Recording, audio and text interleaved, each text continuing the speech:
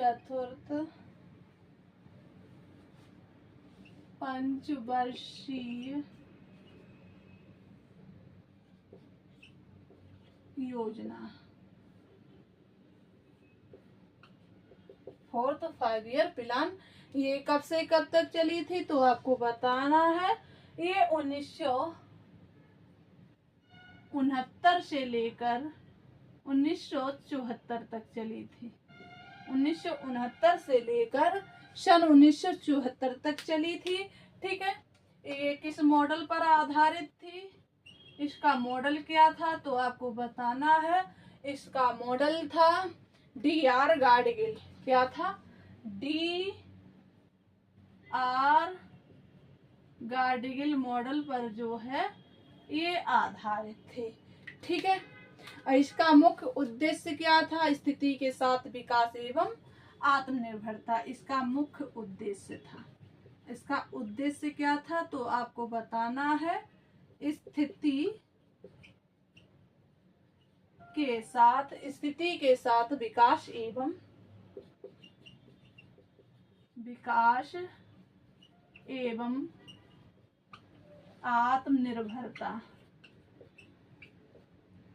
आत्मनिर्भरता जो है इसका मुख्य उद्देश्य था। ठीक है, इसमें प्रमुख कार्य क्या क्या किए गए थे? प्रमुख कार्य, इसमें प्रमुख कार्य क्या क्या किए गए थे तो आपको बताना है। इसमें 14 बैंकों का राष्ट्रीयकरण किया गया था। सन 1969 में 14 बैंकों का राष्ट्रीयकरण किया गया था। किस पंचवर्षीय योजना में तो आपको बताना है। चतुर्थ पंचवर्षीय योजना में 14 बैंकों का राष्ट्रीयकरण किया गया था। ठीक है, और सन 1971 में भारत पाक युद्ध हुआ था। सन 1971 में भारत और पाक युद्ध किस पंचवर्षीय योजना में हुआ था तो आपको बताना है। चतुर्थ पंचवर्षीय योजना में। ठीक है, और सन 1969 में इसरो की स्थापना हुई। किसकी तो आपको बताना है। इसरो की स्थापना। ठीक है, कब हुई है तो आपको बताना। 1969 में हुई है। और सन 1970 में जो है श्वेत क्रांति प्रारंभ हुई है। श्वेत क्रांति प्रारंभ हुई है। कब हुई? 1970 में। ठीक है, और श्वेत क्रांति किससे संबंधित होता है तो आपको बताना है। दुग्ध या कपास से, दुग्ध उत्पादन से संबंधित होती है। ठीक है, और जो श्वेत क्रांति इसका अगर आप लोगों से जनक पूछे जाएंगे, इसके जनक कौन होते हैं तो आपको बताना है। श्वेत क्रांति के जनक नॉर्मन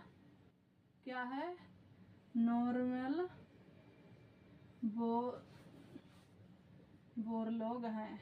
नॉर्मन बोरलॉग जो हैं श्वेत क्रांति के जनक माने जाते हैं। ठीक है, चलिए, और यहीं पर जो है NDDB के द्वारा जो है राष्ट्रीय डेयरी विकास बोर्ड स्थापित किया गया था। किसके द्वारा तो आपको बताना है। NDDB के द्वारा जो है दुग्ध यानी कि राष्ट्रीय डेयरी विकास बोर्ड खोला गया था। राष्ट्रीय डेयरी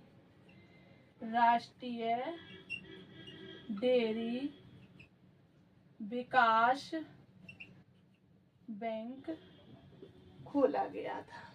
या बैंक या बोर्ड बोल सकते हैं, बोर्ड बोलेंगे। ठीक, बोर्ड राइट रहे, अच्छा रहेगा, उचित रहेगा। ठीक है, राष्ट्रीय डेयरी विकास बोर्ड यानी कि नेशनल डेयरी डेवलपमेंट बोर्ड। इसकी स्थापना कब हुई थी? तो आपको बताना है जो राष्ट्रीय डेयरी विकास बोर्ड है इसकी स्थापना जो 1965 में हुई थी। कब हुई थी? 1965 में हुई थी, आपको ध्यान रखना है। क्लियर हो गया? तो ये थी चतुर्थ पंचवर्षीय योजना, इसके प्रमुख कार्य।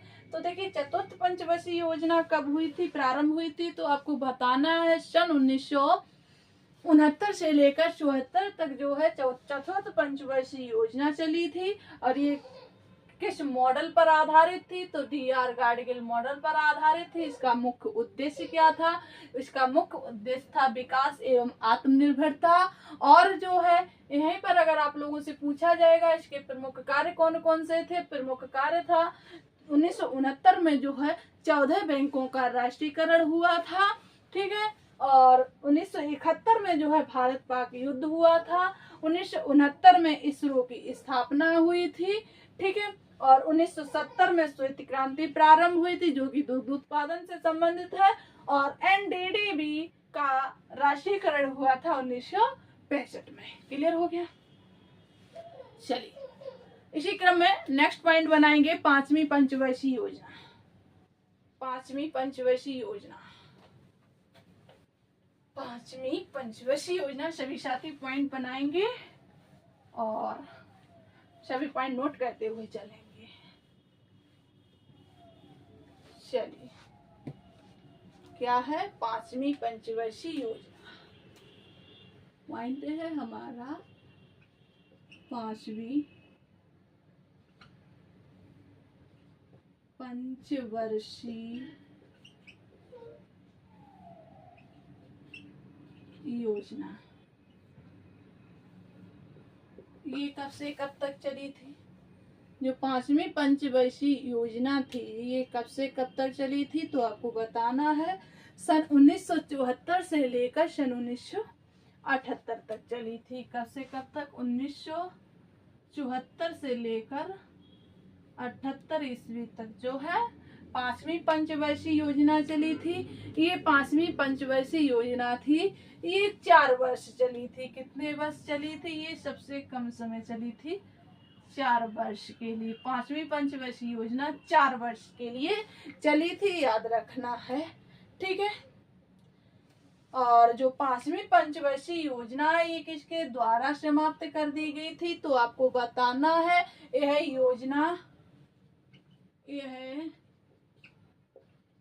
योजना सन 1978 में भारतीय जनता पार्टी के द्वारा बीजेपी के द्वारा भारतीय जनता पार्टी के द्वारा समाप्त कर दी गई थी, के द्वारा समाप्त कर दी गई थी, ठीक है। और हमने आपको बताया ये योजना 4 वर्ष तक चली है, ठीक है। और इस योजना का मॉडल क्या था? पांचवी पंचवर्षीय योजना किस मॉडल पर आधारित थी? तो आपको बताना है DP धर मॉडल पर आधारित थी। DP धर मॉडल पर आधारित थी, ठीक है। इसका उद्देश्य क्या था? इसका उद्देश्य था गरीबी उन्मूलन एवं आत्मनिर्भरता, यानी कि गरीबी को दूर करना। गरीबी उन्मूलन एवं आत्मनिर्भरता, ये इसका मुख्य उद्देश्य था, ठीक है। और इसमें प्रमुख कार्य कौन कौन से हुए थे? जो पांचवी पंचवर्षीय योजना है इसमें प्रमुख कार्य कौन कौन से हुए थे ये इम्पोर्टेंट हो जाते हैं, ठीक है। तो देखिएगा जो पांचवी पंचवर्षीय योजना इसी में सन 1975 में 1975 में 20 वर्षीय 20 सूत्रीय कार्यक्रम प्रारंभ किया गया था। कौन सा? 20 सूत्रीय कार्यक्रम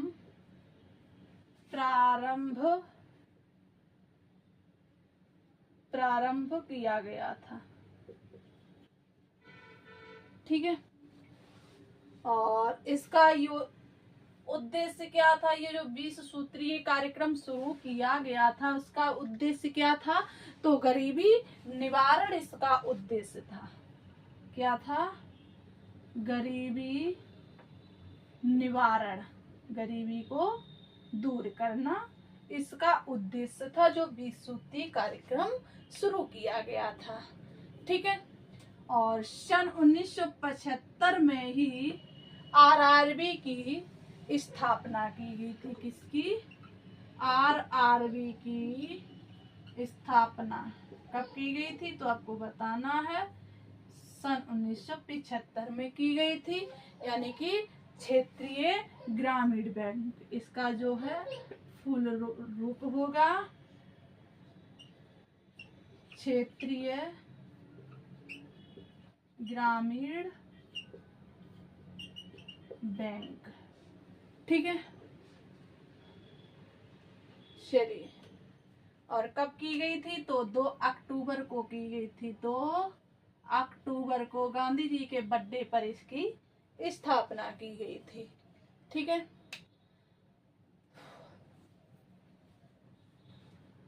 और इसी क्रम में यहाँ पर 5वीं पंचवर्षीय योजना में सन 1974 में एक कार्यक्रम और प्रारंभ किया गया था, न्यूनतम आवश्यकता कार्यक्रम।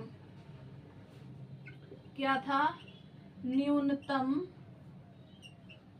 आवश्यकता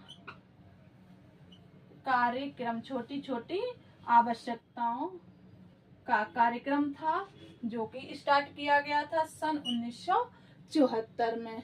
ठीक है। इसमें क्या नारा दिया गया था? इसका जो उद्देश्य क्या था? तो आपको बताना है, गरीबी हटाओ का इसमें नारा दिया गया था। जो गरीबी आवश्यकता का कार्यक्रम प्रारंभ किया गया था, इसमें नारा दिया गया था गरीबी हटाओ का। पूछा जाएगा कि गरीबी हटाओ का नारा जो है किस पंचवर्षीय योजना में शुरू दिया गया था? तो ये जो है गरीबी हटाओ जो का नारा है ये 5वीं पंचवर्षीय योजना में दिया गया था। ठीक है। चलिए,